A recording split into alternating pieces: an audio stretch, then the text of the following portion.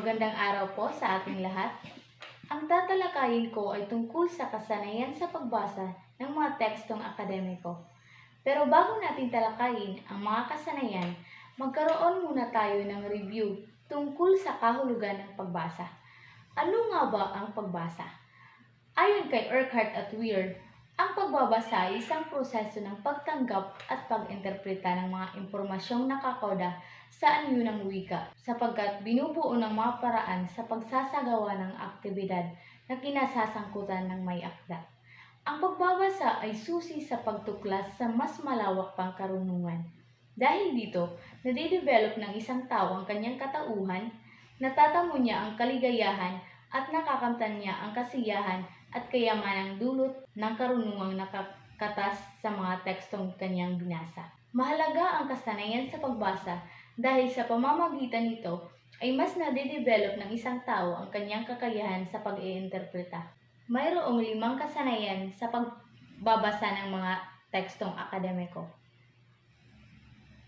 Ang pag-uuri ng mga ideya o detalye, pagtukoy sa layunin ng teksto, pagkilala sa pagkakaiba ng opinyon at katotohanan, paghinuha at paghula sa kalalabasan ng pangyayari, pagsusuri kung balido o hindi ang mga ideya o pananaw, pagbibigay interpretasyon sa mapa, chart, graph o talahanayan. Ang nakatalaga sa akin ay ang una at pangalawang kasanayan, kung saan ang unang kasanayan ay ang pag-uuri ng mga detalye o ideya at ang pangalawang kasanayan na tatalakayin ko ay ang pagtukoy sa layunin ng teksto. Pag-uuri ng mga ideya o detalye. Ang teksto ay binubuo ng paksa, ideya, pangungusap at detalye. Ito ay binubuo ng pangunahing ideya at mga pansuportang ideya o detalye. Paksa. Itinatakda ng paksa ang nilalaman ng materyal habang maaari itong mahulog sa isang bilang ng mga micro-themes subordinate dito na inilalantad mula sa iba't ibang panig. Pangunahing ideya.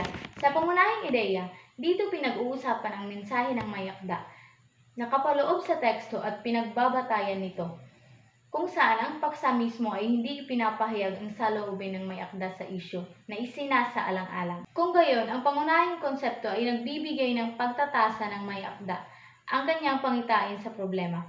Ang pangunahing ideya ay hindi palaging halata at walang kabuluhan. Lahat ay nakasalalay sa kung paano ipinapahayag ito ng may akda na ang ibig sabihin ng wika ay ginagamit. Halimbawa, sa fiction, ang isa sa mga karakter ay maaaring ipahiwatig ang punto ng may akda at ang karakter nito ay hindi kinakailangan. Madalas na nangyayari na ang ideya mismo ay hindi partikular na ipinapahayag sa lahat. Sa ganitong sitwasyon, ang isang mambabasa ay umaasa sa kanyang sariling pangunawa at gumawa ng mga konklusyon ng nakapag-iisa o gumagamit ng mga karagdagang mapagkukunan ng impormasyon. Ang pangunahing ideya ay paksang pangungusap na batayan ng mga detalyeng inilahad sa teksto. Ito ay maaaring matagpuan sa introduksyon, katawan o konklusyong bahagi ng teksto. Samantala, ang pansuportang ideya naman ay ang mga detalyeng may kaugnayan sa paksang pangungusap upang lubusang maunawaan ang kaisipan ng teksto.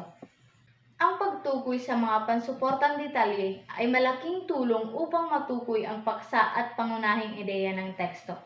Halimbawa ng teksto, ang karapatang pantao ay karapatang nagbibigay kaganapan sa ating pagkatao.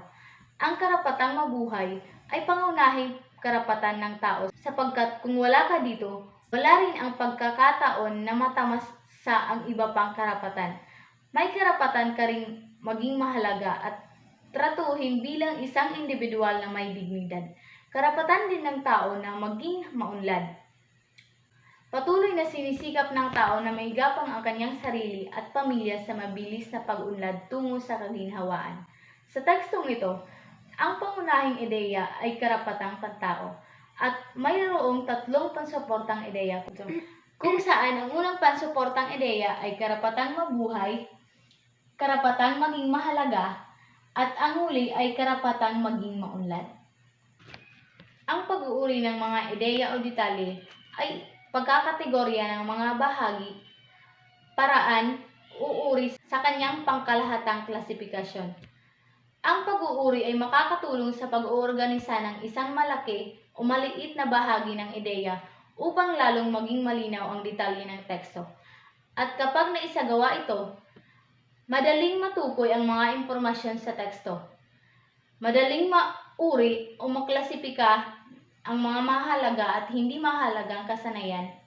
Madaling mapagsunod-sunod ang mga ideya sa lohikal na ayos at mapagsasama-sama ang mga ideya na makikita sa iba't ibang bahagi ng teksto.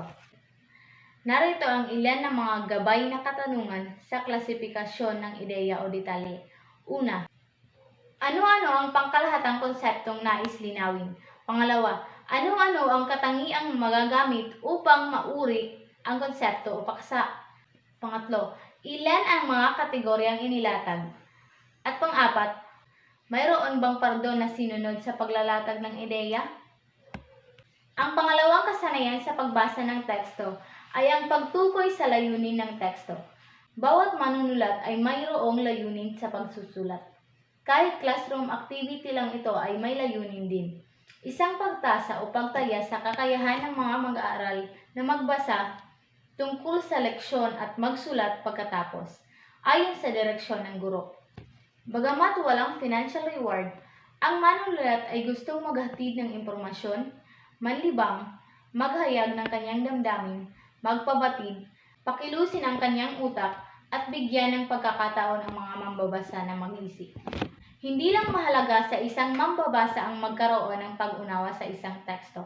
Higit dito, mapalalalim pa niya ang pag-unawa kung matutukoy ang layunin ng teksto, kung bakit ito isinulat, at kung bakit ito dapat basahin. Nais ba ng teksto na magpakilala ng isang mahalagang konsepto o issue sa mambabasa? Nais ba nito na maglahad ng bagong argumento o perspektibo mula sa dating argumento?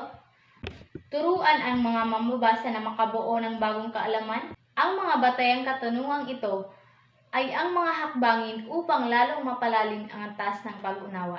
Halimbawa, sa teksto o awiting masdan mo ang kapaligiran, mayroon itong mga layunin.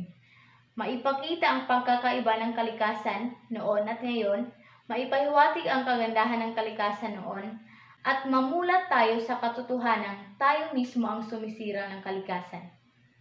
Pag-uuri ng mga detalye. Ang ideya dito ay ang pagkasira ng kalikasan. Detalye, nakakalbo ang kagubatan, nalason at nakontamina na ang ating yamang tubig, napatag na ang bundok at ang pagpapabaya ng mga tao.